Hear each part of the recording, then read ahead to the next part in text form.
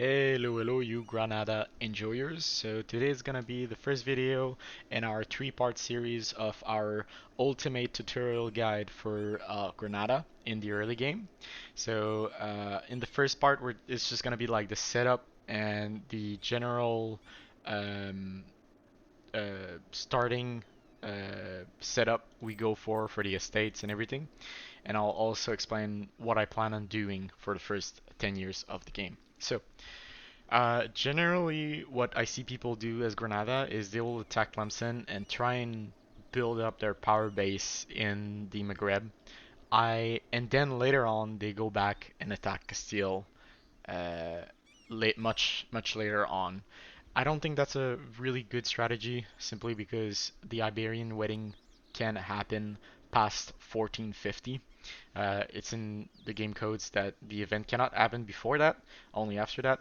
And I think it makes fighting Castile much harder if they have Aragon as a PU, because Aragon is basically the same strength as Castile. So you're basically ending up fighting two Castiles, which is not good. What I recommend doing is fighting Castile in the first 5 years of the game.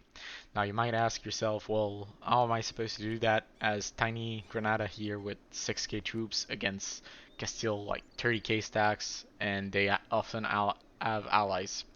I'll show you. First, there's three requirements that you want to go for as Granada in the early game to be able to beat Castile. First is Miltech 4. You want to rush to get Miltech 4 way ahead of the Castilian. And this is easily doable. I'll show you how. The second thing is you want a good general to beat Castile. This again, very easy to achieve. There's three options for generals. One is mercenaries, one is estates, and one is the mission tree. And the third requirement to beat Castile early on is have a large enough force to face them. Now, what I mean by that is like around 18k troops. Now, why 18k troops? Because this is around the combat width, the maximum combat width available at Tech 3 and Tech 4. It doesn't go up at Tech 4, it stays at 20, and so when two army go head to head, only 20 units can be engaged at a time. And so that's why like 18, 19, or 20, having a force limit around those numbers is very important as Granada to be able to face off Castile. Everything else should be smooth. So, how do we get our force limit up? We want vassals. Vassals is one of the cheapest, easiest, and quickest way to get force limit. They will buff your force limit by around 2 per vassal, 2 to 3, let's say, per vassal, depending on the vassal. In our case, we'll go and attack Tlemcen right up from the start, and we'll liberate Algiers from them, and also liberate after that Tlemcen after we've full annex them, and that's gonna give us 2 vassals right away. Also, we're gonna go and ally Morocco and Tunis, and from then on, we should be alright to face off Castile. So, um, right away, we're gonna focus Mill. Now, I do see here we have Craven, but it doesn't matter. Our ruler stats do not matter. We will replace our ruler via this disaster right here. Now, I'll explain this disaster later on, but it is not really a disaster. It may sound bad from the thing it does, but every single thing it does is beneficial to your country. There's not a single thing it does that like gives you malices or anything. Everything is just good. All right. So we're gonna focus mail. We're also gonna get a mail advisor. We'll go for the discipline guy. Now, for the mail advisor, I only recommend four type of advisors. Either the discipline guy, the morale guy, the land force limit guy, or the fort defense guy. The best one would have to be the fort defense guy, but if you don't have him, go for one of the other three. And if you don't have any of the four as available option, just shuffle your mail advisors and you'll eventually get one. Now, rivals. We get Tlemcen, Portugal. Uh, Maintenance will lower the maintenance of our navy and our army, and will lower the maintenance of our fort.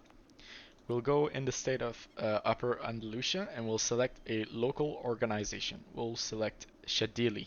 Now, Shadili here is very important because for only 50 admin points, you get to buff every single province by 1 base tax. If we were to do this manually and dev our province one by one, that would cost us up to 250 admin points. Here, it's only 50, so it's dirt cheap. So it buffs our economy, and secondly, which is also really good, it gives us 2 towards mysticism per province. So in our case, it would be 8 toward mysticism. So as you can see, mysticism here is very good because it gives morale of army, and we need that to face off the Castile and Tlemcen in our upcoming war.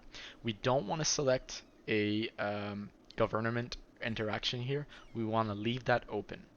I'll I'll show you why later on once we have vassals. For the estates, it's going to be very important that first off you go and get the Dimni one privilege. Once you're done giving them one privilege, go and summon a diet.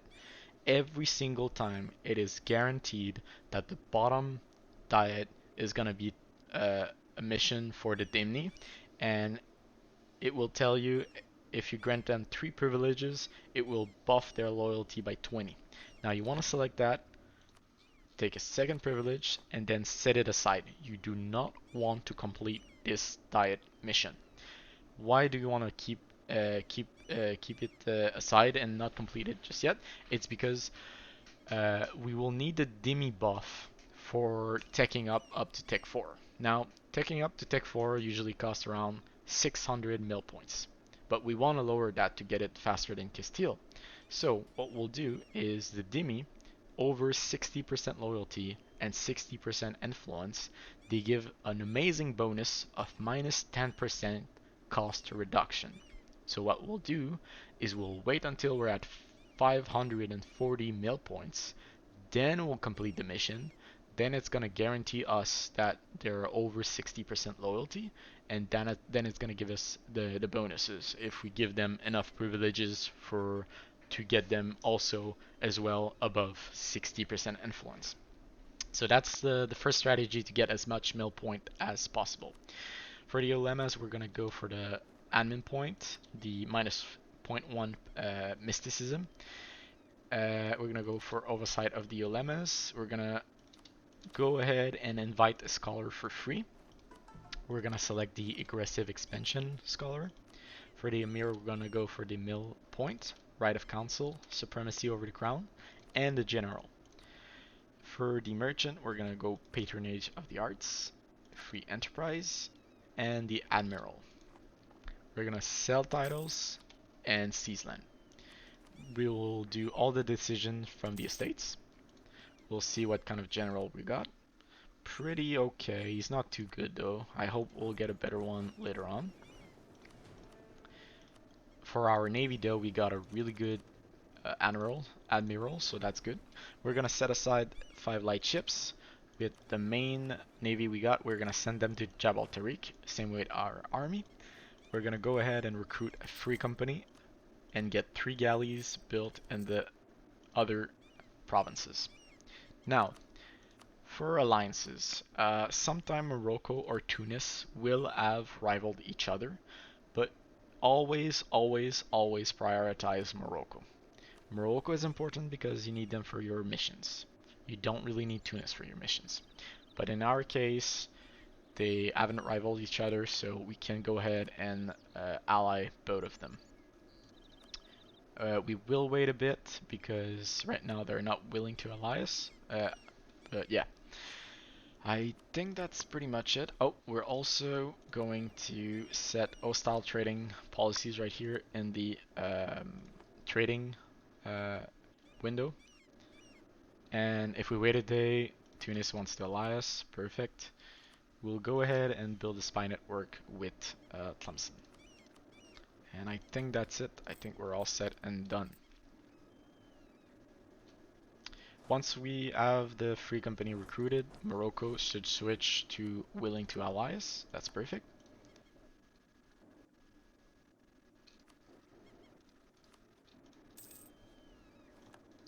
We'll go and issue an embargo against Tlemcen. and we'll go right away and sell our light ships to Tunis and Morocco. The 5 light ships that we've set aside in Malacca.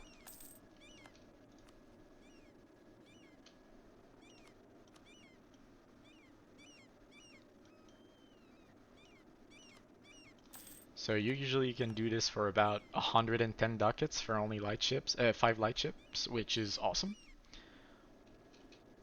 Once the 1st of January hits, you want to send a scornful insult to Castile. And as we can see right here, they've allied Portugal, Savoy, and Navarra. Do not worry about that. They will still be able to beat them even with a lot of allies. Usually they only ally Portugal. In our case, they add a lot of other rival allies, so it will still be fine. Don't worry about it. Now, after we're done um, with sending a scornful insult to Castile, we want to improve relations once with Morocco. Once we're done with 1 month of improving relations, we want to call back our diplomat and offer a military access. What this does is put their relations with us above 150, and since we are allied with them as well, it gives us our first mission, 5% morale of armies. Now the second mission, that's the second way you can get a very good general, is usually for this mission you only need to have 100% of your force limit, which we do have, and you need to insult Castile. And usually the reward for this mission is 60 tradition general. Now, in our case, it's 100 tradition general we'll receive from this mission because we have scornfully insulted Castile. This the tooltip doesn't tell you that, but it's a bit of a little Easter egg that is in the game. Now let's see what kind of general we got. A 1642. He's okay. He's really good actually, but he's not the best we can get. I think we might get another general, but no, the mercenary generals are not looking as good. So that's the last way you can get a good general as Granada is by looking at your mercenary companies. And usually you only have 3 options: the Free Milicates, the Almogavars, and the Bascoli. And in our case, they are all less good than our guy right here. Now, what I like to do sometime is if I do get a good general from the estates or from the mission, but he doesn't have good siege pips, I'll go ahead and pick one of the general from the mercenary companies that has a good siege pip. Now, as Granada, you might be wondering what kind of general I want to prioritize. You want to prioritize generals with high uh, shock pips rather than high fire pips, because if you go to your screen, military screen right here, early game units have better shock modifier than fire modifier. So if we look here below fire modifiers, your infantry gets 0.35 modifier for fire, and for shock they get 0.50.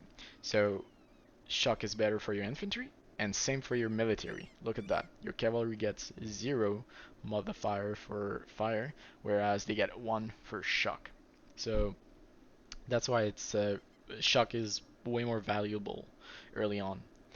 And for your units, you want to keep it at shock.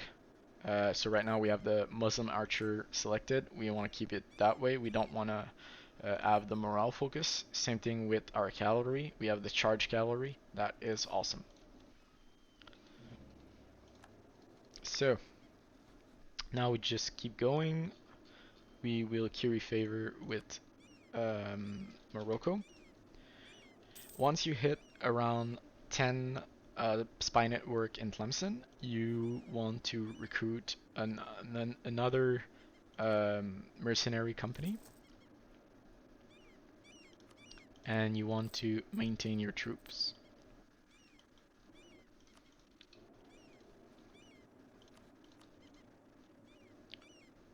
Not maintain your fort though, you keep your fort unmaintained. and we'll get a military access with Morocco. Again, we send all of our troops to Jebel Tariq. And now it's just a game of waiting.